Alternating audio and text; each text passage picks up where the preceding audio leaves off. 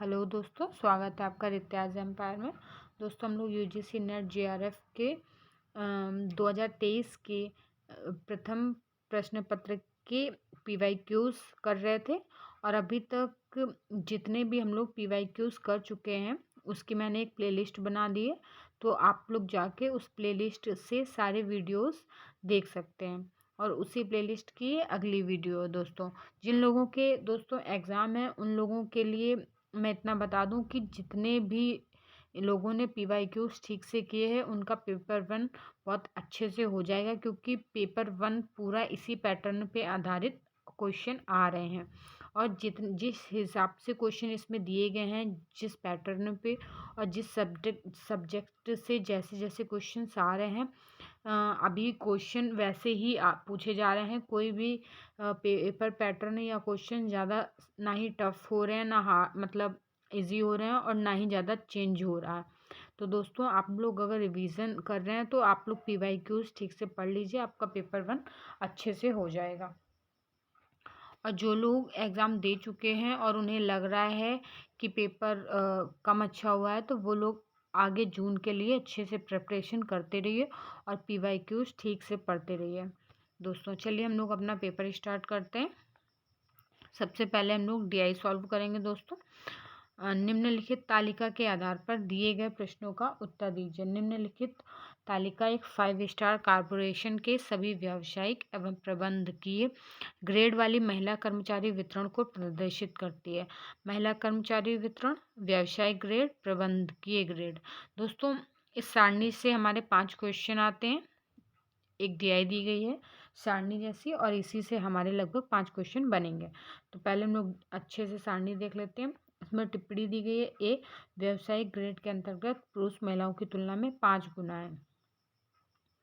B है व्यवसायिक और प्रबंधकीय दोनों ग्रेड में नियुक्त कॉरपोरेशन की कुल कर्मचारी 1300 है, और कॉरपोरेशन में कुल कार्यबल का 8% कार्यबल व्यावसायिक और प्रबंधकीय ग्रेड में नियोजित है।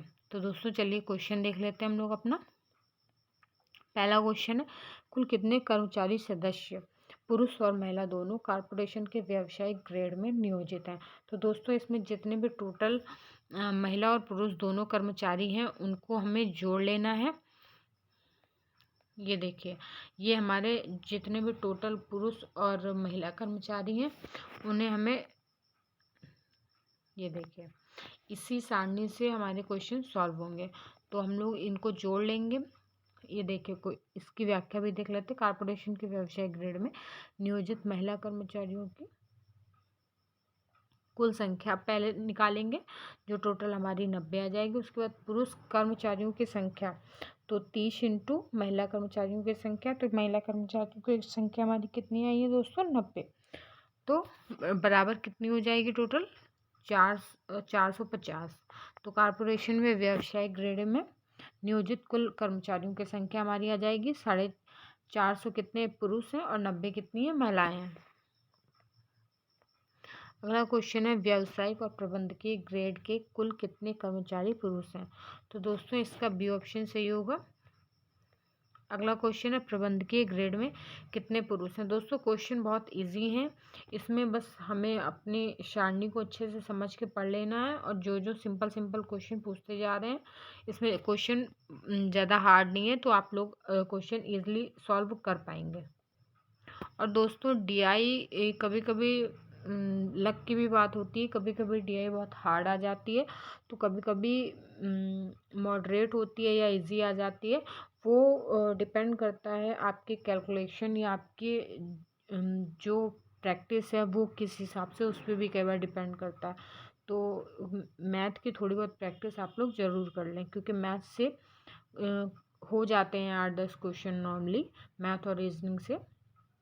तो अगला क्वेश्चन है, कॉरपोरेशन में कुल कितने कर्मचारी हैं। तो इसका पहले माना कि कुल कर्मचारी एक्स है, तो एक्स का टोटल कितना निकालना है, 8%। तो 8% बराबर 1300, 1300 इंटू 100/8, तो बराबर कितनी संख्या आ गई है, 16,250। अगला क्वेश्चन है इसी से, व्यावसायिक ग्रेड की कितने प्रतिशत महिलाएं विधिक एवं एचआर क्षेत्र में संयुक्त रूप से नियोजित हैं। तो दोस्तों इसका 50% आंसर सही होगा। अगला क्वेश्चन है दोस्तों, बैंडुआ द्वारा प्रस्तावित प्रेक्षात्मक अधिगम के लिए निम्नलिखित में से कौन सी प्रक्रियाएं हैं? ए है ध्यान देना, बी है अनुकूलन, सी है प्रतिधारण, डी है व्यवहारगत पूर्वाभ्यास और ई है अभिप्रेरण। तो इसका सही ऑप्शन दोस्तों डी होगा, ए सी डी ई।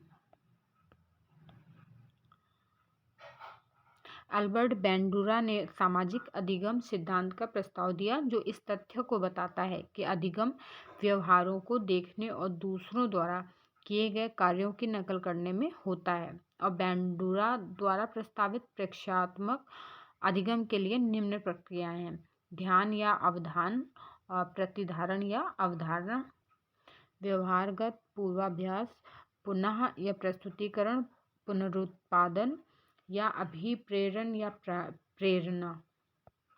दोस्तों अगले क्वेश्चन में दो कथन पूछे जाते हैं और उसमें बताना होता है कौन सा कथन सही है, कौन सा कथन गलत है। तो इसमें पहला कथन है, किशोरावस्था की अवधि में मोचन निषेध संकट काल में पूरा करने के प्रति प्रतिबद्धता को संदर्भित करता है। और कथन दूसरा है, किशोरावस्था की अवधि में स्थगन काल संकट काल में बिना पूरा की गई अवधि है। तो दोस्तों इसका सही ऑप्शन होगा बी। कथन पहला और कथन दूसरा दोनों ही गलत हैं। चलिए दोस्तों इसकी व्याख्या देख लेते हैं। भारत में 25.30 करोड़ किशोर किशोरियों 10 से 19 वर्ष तक के कर घर हैं। किशोर विकास के सिद्धांत को आमतौर पर 4 प्रमुख मौलिक योजनाओं में से एक के लिए जिम्मेदार ठहराया जा सकता है: मनोविश्लेषणात्मक सिद्धांत, संज्ञानात्मक सिद्धांत, सीखने का सिद्धांत और पारिस्थितिक प्रासंगिक सिद्धांत। किशोरावस्था की अवधि में मोचन निषेध संकट काल में पूरा करने के प्रति प्रतिबद्धता को संदर्भित नहीं करता है। और किशोरावस्था की अवधि में स्थगन काल संकट काल में पूरी की गई अवधि है। तो दोस्तों इसका कथन 1 और 2 दोनों गलत है। अगला क्वेश्चन है दोस्तों, प्रेक्षण पाड़ या मचान लगाने और आधिकारिक रूप से स्वतंत्र अभ्यास की प्रक्रिया है, जिसके माध्यम से एक शिक्षार्थी विशेषज्ञता की ओर अग्रसर हो सकता है। दोस्तों इसका ए ऑप्शन सही होगा, संज्ञानात्मक शिक्षुता। चलिए इसकी व्याख्या देख लेते हैं। संज्ञानात्मक शिक्षुता प्रेक्षण पाड़ या मचान लगाने और आधिकारिक रूप से स्वतंत्र अभ्यास की प्रक्रिया है, जिसके माध्यम से एक शिक्षार्थी विशेषज्ञता की ओर अग्रसर हो सकता है। संज्ञानात्मक शिक्षुता एक शैक्षणिक विधि है जो दोनों को गतिविधि और सामाजिक संपर्क के माध्यम से प्रामाणिक प्रथाओं में शामिल करने के लिए संदर्भित करती है। दोस्तों अगला क्वेश्चन है, एक क्रम में संरचनावादी अधिगम उपागम के 5 चरणों को व्यवस्थित कीजिए। ए है अन्वेषण करना, बी है सविस्तार प्रतिपादित करना, सी है आकलन करना और डी है स्पष्ट करना, ई काम में लगाना या संलग्न करना। तो दोस्तों इसका डी ऑप्शन सही होगा, ई ए डी बी सी। अगला क्वेश्चन है दोस्तों, स्वयं एक ऐसा कार्यक्रम है जो भारत सरकार द्वारा प्रारंभ किया गया और जिसे शिक्षा नीति के उसके बाद डैश आधारभूत सिद्धांतों को प्राप्त करने के लिए अभिकल्पित किया गया। तो दोस्तों इसका सी ऑप्शन सही होगा 3। और जिसे शिक्षा नीति के 3 सिद्धांतों में पहुंच, क्षमता और गुणवत्ता को प्राप्त करने के लिए डिजाइन किया गया है। अगला क्वेश्चन है दोस्तों, एक शोधकर्ता शोध प्रश्न को रखना चाहता है, तो इसका सी ऑप्शन सही होगा, सुव्यक्त। शोध प्रश्नों का कार्य अज्ञात निर्दिष्ट करना है। एक शोध प्रश्न विकसित करने के लिए किसी को रुचि के विषय की पहचान करके शुरू करने और उस विषय पर प्रारंभिक शोध करने की आवश्यकता होती है। शोध प्रश्न को नवीन वस्तुओं की खोज तथा पुरानी वस्तुओं एवं सिद्धांतों का पुनः परीक्षण करना, जिससे कि नए तथ्य प्राप्त हो सकें। इस प्रकार एक शोधकर्ता शोध को संयुक्त रखना चाहता है, जिससे उसके अनुसंधान में किसी प्रकार की कठिनाई ना हो। अगला क्वेश्चन है दोस्तों, प्रतीकात्मक अन्योन्य क्रियावाद है एक, तो इसका ए ऑप्शन सही होगा, थ्योरी या सिद्धांत। अगला क्वेश्चन है दोस्तों, शोध में निगमन की प्रक्रिया में निम्नलिखित चरण होते हैं, वे कौन कौन से हैं? तो ए है शोध से संबंधित सामग्री की फोटोकॉपी करना, बी है सिद्धांत, सी है प्राकल्पना और आंकड़ा संकलन, डी है आंकड़ा विश्लेषण निष्कर्ष प्राकल्पना की पुष्टि या अस्वीकृति, ई है अनुक्रमणिका तैयार करना। तो दोस्तों इसका बी ऑप्शन सही होगा, बी, सी और डी। शोध में निगमन तर्क वह तर्क है जिसमें हम दो तथ्यों के बीच के कारण और परिणाम संबंधी से प्रारंभ करते हैं और उसकी सहायता से उस कारण का परिणाम जानने का प्रयत्न करते हैं। शोध में निगमन की प्रक्रिया में निम्न चरण होते हैं: समस्या की पहचान करना, सिद्धांत, प्राकल्पना और आंकड़ा संकलन, आंकड़ा विश्लेषण, निष्कर्ष, प्राकल्पना की पुष्टि या अस्वीकृति, रिपोर्ट लिखना। दोस्तों अगला क्वेश्चन है इसमें। कथन पहला है मध्यपरास सिद्धांत अनुभवाश्रित जिज्ञासाओं पर बल देते हैं, और कथन दूसरा है प्रधान सिद्धांतों के विपरीत मध्यपरास सिद्धांत सीमित क्षेत्र में कार्य करते हैं।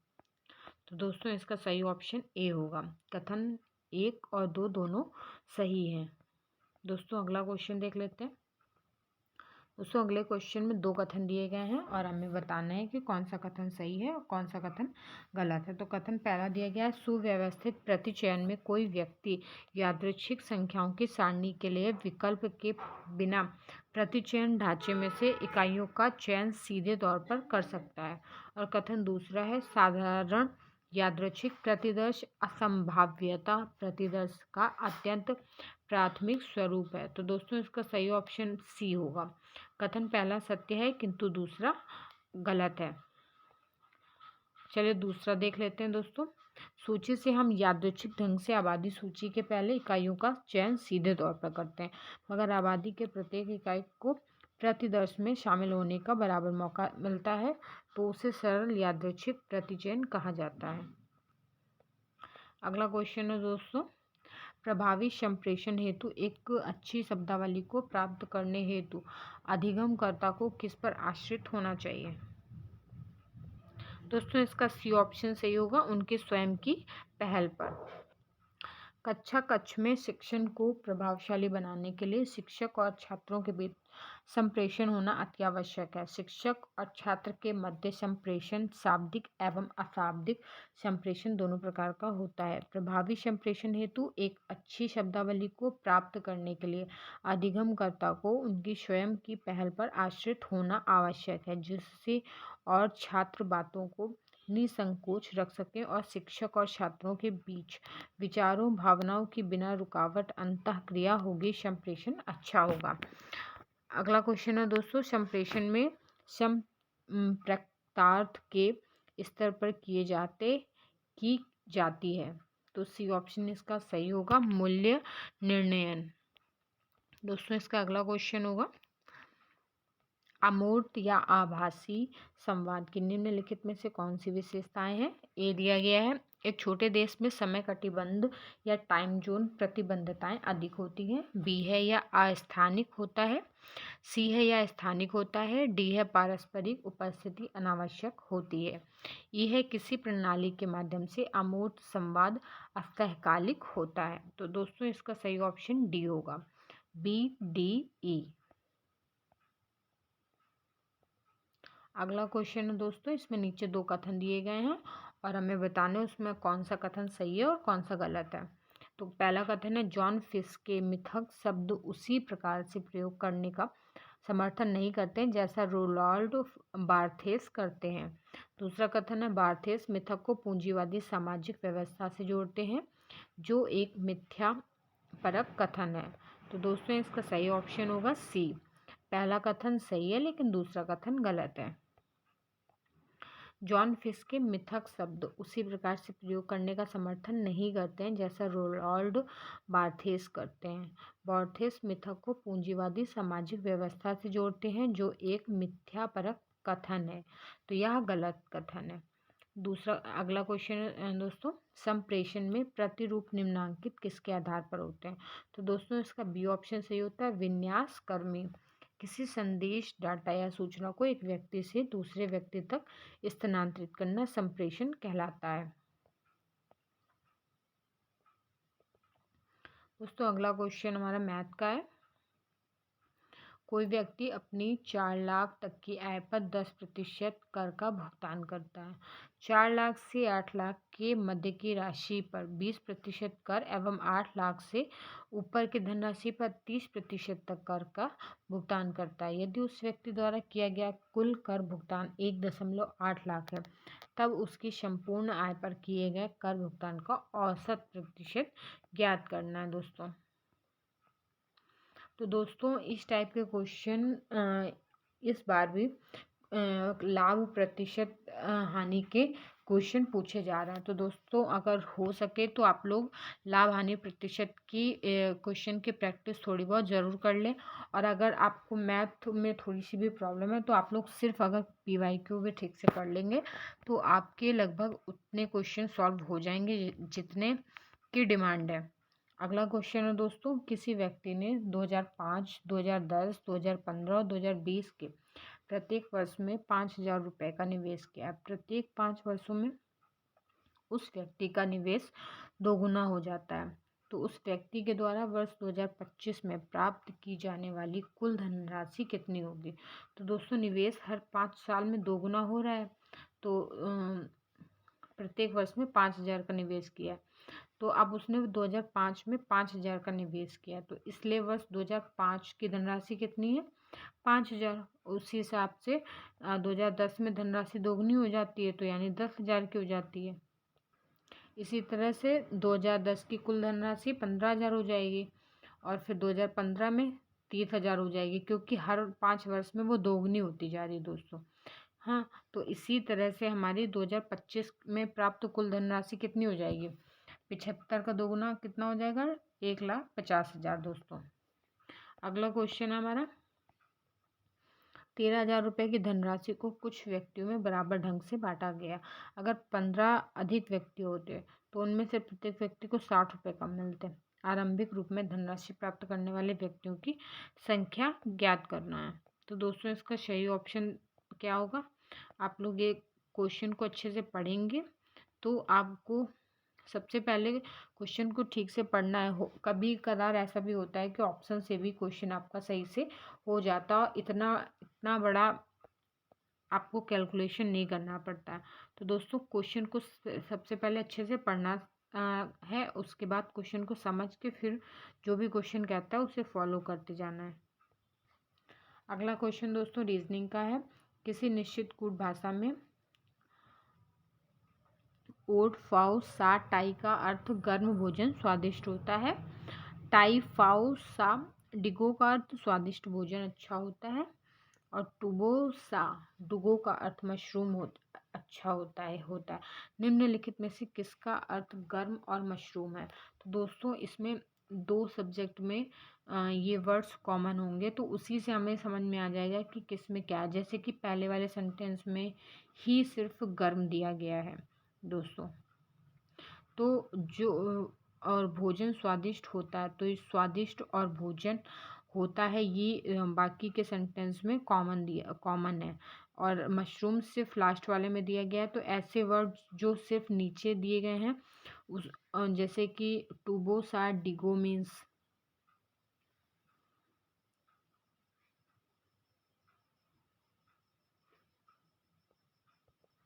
तो जैसे कि दोस्तों ओट वर्ड किसी सेंटेंस में ना ही रिपीट हुआ है और ना ही गर्म वर्ड किसी और दूसरे सेंटेंस में रिपीट हुआ है, तो ओट का क्या हो जाएगा गर्म हो जाएगा। उसी तरह से जो टूबो वर्ड है वो किसी भी सेंटेंस में रिपीट नहीं हुआ है और ना ही मशरूम, तो मशरूम का दोस्तों टूबो हो जाएगा। तो इसका सी ऑप्शन देख लीजिए सही हो जाएगा। अगला क्वेश्चन है दोस्तों, नीचे दी गई श्रृंखला में प्रश्न सूचक चिन्ह के स्थान पर कौन सी संख्या आनी चाहिए। तो दोस्तों इसमें एक दूसरे में जो भी मेथड हमारा जो भी ट्रिक लग जाती है उसी से हमारा जो अगला अंक है वो आ जाता है। अगला क्वेश्चन देख लेते हैं दोस्तों, निम्नलिखित में युक्ति में कौन सा तर्क दोष है। किसी विद्यार्थी को ग्रेड देने से विद्यार्थी के प्रदर्शन संबंधी सूक्ष्म अर्थभेद वास्तविक रूप में प्रतिबिंबित नहीं होते हैं, इसलिए विद्यार्थियों के कार्य को ग्रेड नहीं किया जाना चाहिए। दोस्तों इसका ये ऑप्शन सही होगा, पाकछल, वाकछल या अनेकार्थक। अगला क्वेश्चन दोस्तों, निम्नलिखित में से कौन सा कथन तार्किक रूप से समतुल्य है दोस्तों? कोई भी बाघ गैर स्तनपायी नहीं है। बी, कोई भी स्तनपायी बाघ नहीं है। सी, सभी गैर स्तनपायी गैर बाघ हैं। डी, सभी बाघ स्तनपायी हैं। तो दोस्तों सही ऑप्शन इसका ए हो जाएगा, ए सी डी। दोस्तों अगला क्वेश्चन देखते हैं। कथन यदि कथन सभी बाघ स्तनपायी हैं को सत्य के रूप में दिया गया है तो निम्नलिखित में से कौन से कथन तात्कालिक रूप से असत्य होने के रूप में अनुमानित किए जा सकते हैं? तो दोस्तों इसका सही ऑप्शन होगा सी, ए और सी। अगला क्वेश्चन है दोस्तों, निम्नलिखित कथनों में से कौन इस प्रकार से संबंधित है कि वे दोनों असत्य नहीं हो सकते यद्यपि वे दोनों सत्य हो सकते हैं? ए है सभी जानवर पक्षी होते हैं। बी, कुछ जानवर पक्षी होते हैं। सी, कोई जानवर पक्षी नहीं होते हैं। डी, कुछ जानवर पक्षी नहीं होते हैं। तो इसका दोस्तों सही ऑप्शन डी है, बी एंड डी। अगला क्वेश्चन देखते हैं दोस्तों, न्याय या भारतीय शास्त्रीय तर्कशास्त्र मत के अनुसार निम्नलिखित किस युक्ति में विरुद्ध तर्क दोष निहित है? तो इसका बी ऑप्शन दोस्तों सही होगा, ध्वनि शाश्वत है क्योंकि यह उत्पन्न होती है। न्याय दर्शन भारत के 6 वैदिक दर्शनों में एक दर्शन है। इसके प्रवर्तक ऋषि अक्षयपाद गौतम हैं, जिनका न्याय सूत्र इस दर्शन का सबसे प्राचीन एवं प्रसिद्ध ग्रंथ है। न्याय के अनुसार ध्वनि शाश्वत है क्योंकि यह उत्पन्न होती है में विरुद्ध तर्क दोष निहित है। दोस्तों अगला क्वेश्चन हमारा कंप्यूटर से MS एक्सेल से, तो इसमें एक सारणी जैसी दी गई है ABCDE। निम्नलिखित MS एक्सेल स्प्रेडशीट पर विचार कीजिए। ए में दिन दिए गए हैं, दिन सोमवार, मंगलवार, बुधवार, बृहस्पति, शुक्र। बी में मौसम। सी में तापमान। डी में टेनिस खेलना और ई में दौड़ने जाना। तो इसमें माना सूत्र IF B2 रेनिंग IF को E2 में प्रविष्ट किया जाता है और फिर सेल को E3 रेशियो E6 में कॉपी करके पेस्ट कर दिया जाता है। कॉलम E इन दोनों यस रिपोर्ट करता है, बाकी नोट चिन्ह समान नहीं है, प्रदर्शित करता है। दोस्तों इसका सी ऑप्शन सही होगा, केवल बृहस्पति और शुक्रवार। दोस्तों अगला क्वेश्चन है हमारा, वेबसाइट पर वीडियो उपलब्ध है जिनका प्रयोगकर्ताओं द्वारा उपयोग किया जाता है। कंपनी वेबसाइट पर नए वीडियो को अपलोड करती है। वेबसाइट पर अपलोड किए जाने के पूर्व वीडियो संक्षेपित कर दिए जाते हैं। निम्नलिखित कौन सा कथन वीडियो के संक्षेपित किए जाने का एक लाभ है? तो दोस्तों इसका सही ऑप्शन सी होगा, वेब सर्वर पर कम भंडारण स्थान की आवश्यकता होती है। दोस्तों इसकी व्याख्या देख लेते हैं। वेबसाइट पर वीडियो उपलब्ध है जिनका प्रयोगकर्ताओं द्वारा उपयोग किया जाता है। कंपनी वेबसाइट पर नए वीडियो को अपलोड करती है। वेबसाइट पर अपलोड किए जाने के पूर्व वीडियो संक्षेपित कर दिए जाते हैं ताकि वेब सर्वर पर कम भंडारण स्थान की आवश्यकता पड़े। दोस्तों अगला क्वेश्चन है, निम्नलिखित कंप्यूटरों को उनके लोकार्पण या रिलीज तिथि के आधार पर प्राचीनतम से नवीनतम ढंग वाले सही कालानुक्रम को बताइए। तो दोस्तों इसका डी ऑप्शन सही होगा, ADBCE। IBM 701 का 1952, IBM 1620 का 21 अक्टूबर 1959, अल्टेयर 8800 1975 में, और एप्पल मैकेंतोश 1984 में, और एप्पल iMac 1998 में। अगला क्वेश्चन है दोस्तों, कथन वाला है। पहला कथन है, इंटरनेट एक निजी नेटवर्क है जो किसी संगठन के कर्मचारियों के लिए ही अभिगम्य होता है। और दूसरा कथन है, इंटरनेट एक सुपर कंप्यूटर है। तो दोस्तों इसका सही ऑप्शन सी होगा। पहला कथन सत्य है लेकिन दूसरा गलत है। इंटरनेट एक वैश्विक व्यापार नेट क्षेत्र नेटवर्क है जो दुनिया भर के कंप्यूटर सिस्टम को जोड़ता है। दोस्तों अगला क्वेश्चन है, अनीता एक नया कंप्यूटर खरीद रही है जिसमें LED डिस्प्ले लगा है। LED डिस्प्ले के बारे में निम्नलिखित कौन से कथन सत्य हैं? ए है यह एक सपाट पैनल डिस्प्ले है। बी है यह लाल, हरे और नीले रंग वाले डायोड का प्रयोग करके छवियां निर्मित करता है। सी यह अत्यधिक ऊर्जा दक्ष नहीं है और ऊष्मा छोड़ता है। डी इसे मोबाइल उपकरणों जैसे स्मार्टफोन, टैबलेट में प्रयोग किया जा सकता है। ई यह एक अग्र जलान डिस्प्ले है। तो दोस्तों ए ऑप्शन इसका सही हो जाएगा, ABD। चलिए अगला क्वेश्चन देख लेते हैं दोस्तों, जल का प्रकाश विद्युत रासायनिक अपघटन किसके लिए होता है? तो इसका सही ऑप्शन दोस्तों ए होगा, हाइड्रोजन उत्पन्न करने हेतु। अगला क्वेश्चन है दोस्तों, पहला अभिकथन दिया गया है, उसके बाद उसका तर्क दिया गया है। तो अभिकथन है, इंट्रानेट एक निजी नेटवर्क है जो किसी संगठन के कर्मचारियों के लिए ही अभिगम्य होता है। इसका तर्क दिया गया है, कार्बन मोनोऑक्साइड वायुमंडल में कार्बन डाइऑक्साइड बना सकती है और मीथेन CH4 की सांद्रता को भी प्रभावित कर सकती है। तो इसका सही ऑप्शन डी होगा। ए सही है परंतु आर सही,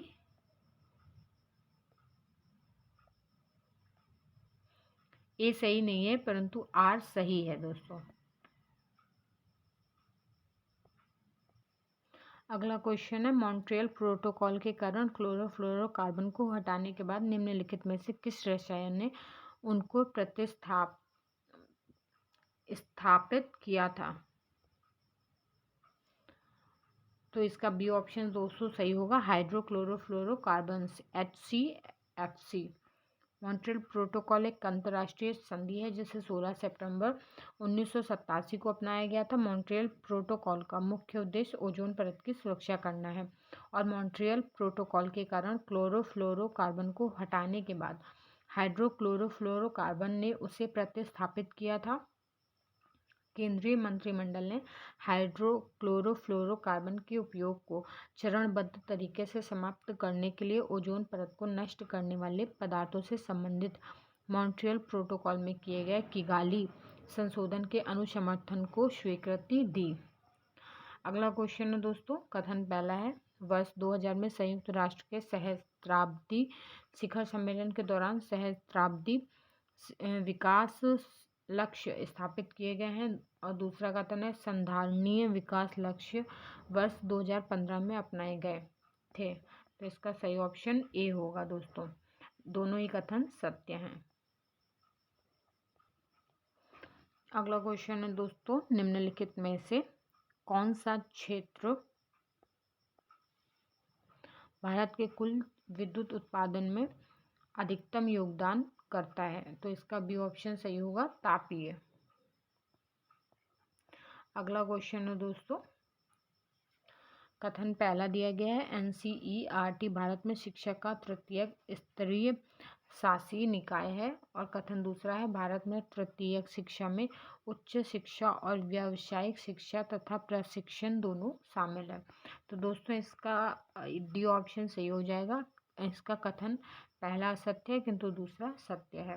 NCERT जिसको बोलते हैं राष्ट्रीय शैक्षिक अनुसंधान और प्रशिक्षण परिषद, एक स्वायत्त संगठन है जिसकी स्थापना भारत सरकार द्वारा 1961 में विद्यालयी शिक्षा में गुणात्मक सुधार लाने के लिए नीतियों व कार्यक्रमों के विषय में केंद्रीय तथा राज्य सरकारों को सहायता देने के लिए की गई थी।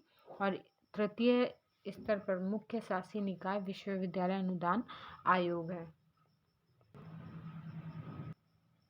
अगला क्वेश्चन दोस्तों, स्ट्राइड STRIDE का पूर्ण रूप क्या है? तो दोस्तों इसका सही ऑप्शन बी होगा, scheme for transdisciplinary research for India's developing economy. और विश्वविद्यालय अनुदान आयोग ने देश में अनुसंधान की संस्कृति को बढ़ावा देने हेतु यह पहल की। इस योजना का मुख्य उद्देश्य युवाओं में निहित प्रतिभा की पहचान करना, अनुसंधान की संस्कृति तथा नवाचार को बढ़ावा देना, क्षमता निर्माण करना आदि भारत की विकासशील अर्थव्यवस्था और राष्ट्रीय विकास हेतु ट्रांस डिसिप्लिनरी रिसर्च को बढ़ावा देना। दोस्तों अगला क्वेश्चन है, NEP 2020 के अनुसार सभी उच्च शिक्षा संस्थानों को बहुविषयक होने तथा आधिकारिक विद्यार्थियों के पंजीकरण का लक्ष्य किस वर्ष तक प्राप्त करना होगा? तो इसका ए ऑप्शन सही है, 2040। दोस्तों व्याख्या देख लेते हैं। नई शिक्षा नीति 2020 का उद्देश्य देश में स्कूलों उच्च शिक्षा प्रणालियों में 34 वर्षीय नीति को समाप्त करते हुए वर्तमान में बदलाव लाना है।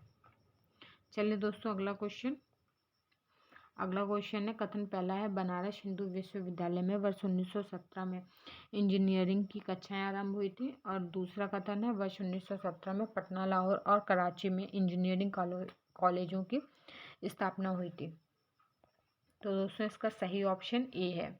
इसका पहला और दूसरा दोनों ही कथन सही हैं।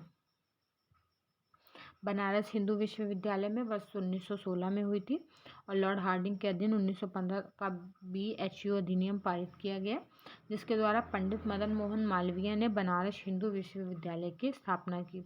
और बनारस हिंदू विश्वविद्यालय में वर्ष 1917 में इंजीनियरिंग की कक्षाएं आरंभ हुई थी। भारत में तकनीकी शिक्षा में डिग्री कोर्स की नींव BHU बनारस इंजीनियरिंग कॉलेज बैंकों में पड़ी और IIT रुड़की और मद्रास बैंकों से पहले स्थापित हो चुके थे।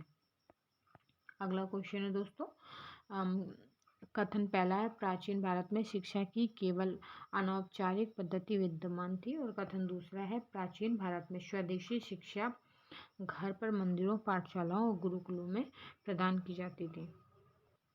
तो दोस्तों इसका डी ऑप्शन सही होगा। पहला कथन गलत है, दूसरा कथन सही है। भारत की प्राचीन शिक्षा पद्धति में हमें अनौपचारिक तथा औपचारिक दोनों प्रकार के शैक्षणिक केंद्रों का उल्लेख प्राप्त होता है। और औपचारिक शिक्षा के मंदिर, आश्रमों और गुरुकुलों के माध्यम से दी जाती है। ये ही उच्च शिक्षा केंद्र भी थे, जबकि परिवार, पुरोहित, पंडित, सन्यासी और त्योहार प्रसंग आदि के माध्यम से अनौपचारिक शिक्षा प्राप्त होती थी। और अगला क्वेश्चन है दोस्तों हमारे हमारे जो फर्स्ट पेपर में लास्ट के जो 5 क्वेश्चन है वो पैसेज के पर आधारित होते हैं।